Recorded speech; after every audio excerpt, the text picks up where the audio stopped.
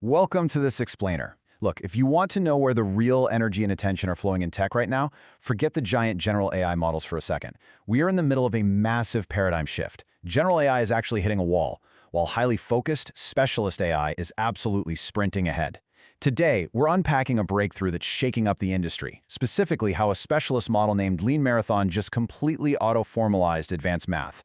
Let's get into it. Section 1. AI conquers advanced math.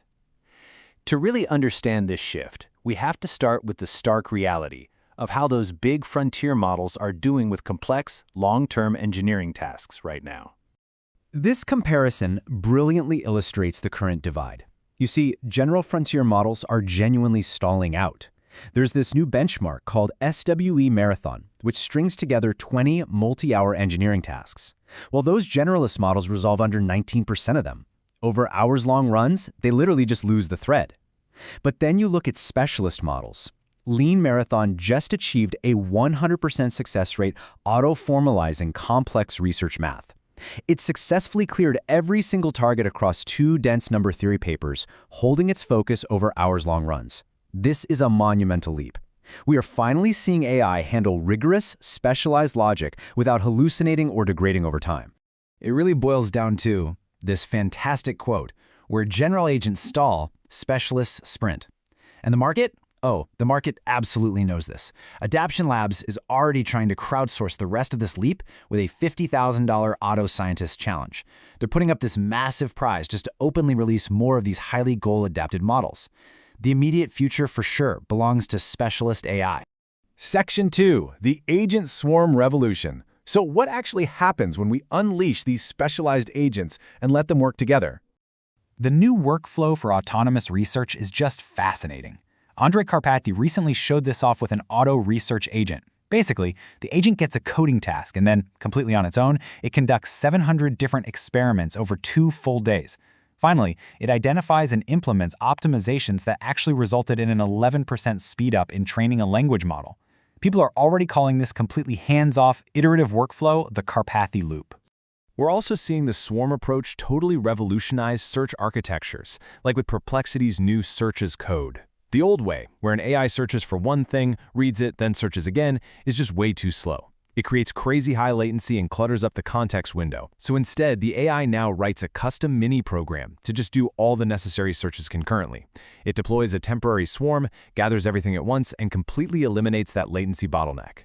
And when you scale this kind of swarm coordination up, the numbers get pretty mind-blowing.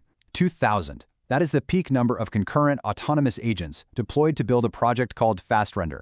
This was an entire web browser built totally from scratch by an AI swarm, generating almost 30,000 commits with barely any human intervention. It's wild. Section 3. The one-person tech giant. All this massive parallel coordination is unlocking some unprecedented financial leverage.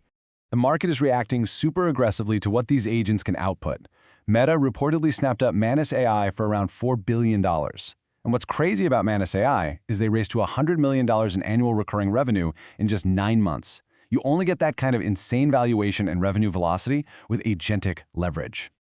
And it doesn't stop there. The industry is buzzing with this wild rumor that SpaceX struck a $60 billion agreement to acquire the autonomous coding platform Cursor. Cursor actually published research on scaling autonomous coding to hundreds of concurrent agents, using this planners and workers architecture to generate over 1 million lines of code across really complex projects. Now you might be thinking, okay, does this mean software engineering is dead? Well, Andrej Karpathy points out, we're actually in the middle of Jevons paradox. Because AI makes working software so easy to get on demand, it's actually driving up the total demand for bespoke tools. We're talking custom dashboards, single-use apps, massive test suites.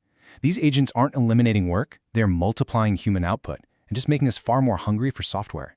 Which brings us to this brand new operational reality. Once you set up these autonomous workflows, they just run indefinitely in the background. Imagine waking up to daily competitor reports or getting a full business review every Sunday. You can formulate strategy without hiring expensive consultants and get store setups coded without a dev team. This is exactly how 1 or 2 founders can now wield the operational power of a massive corporate team, all from their laptops. Section 4. The new compute continuum. But here's the catch. Running thousands of these agents entirely on massive cloud servers, it's becoming economically, and literally thermally, unsustainable. So the industry's fix for this compute bottleneck is something called the compute continuum. Think of it as a massive realignment in edge silicon. It dynamically routes workloads so that private, basic stuff stays local on your device's NPU, and only the super complex tasks get sent up to the cloud. It's a hybrid approach, and honestly, they had to do it just to keep costs under control. The efficiency gains are no joke. By keeping the basic processing on device, developers have seen up to a 60% drop in token usage for code generation compared to doing it all in the centralized cloud. They're also seeing a 4 times reduction in costs for tasks like web page generation. The economics of running AI locally are just becoming too good to ignore. The tech giants know this, and they're rushing to supply this cheap, local end of the continuum. Google, for example, is using a compression trick called quantization-aware training for their Gemma 4 checkpoints. This practically shrinks the E2B model down below a single gigabyte. So now you can run incredibly powerful specialist models right on your mobile phone, completely skipping the cloud for a lot of your daily tasks. Section 5. Dawn of Quantum Utility.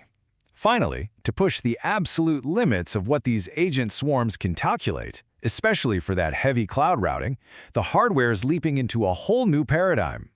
Quantum computing is moving way faster than a lot of people expected.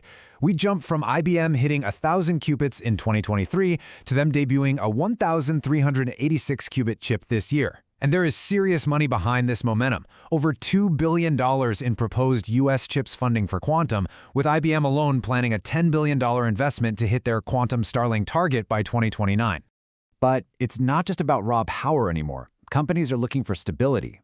While IBM pushes error-corrected systems on their big chips, competitors like Quantinuum are showing off a world-class 2-to-1 logical qubit ratio. Basically, this means they get highly stable, usable qubits without needing nearly as much raw hardware overhead. It's a huge deal because it's a much more efficient path to actually commercializing these full-stack systems. And very soon, these error-corrected quantum systems are going to directly complement classical AI. They'll expand the feature spaces for machine learning and enable entirely new classes of AI models.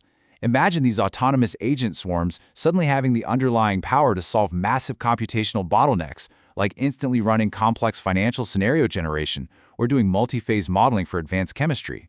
Which leaves us with one staggering thought to wrap up this explainer.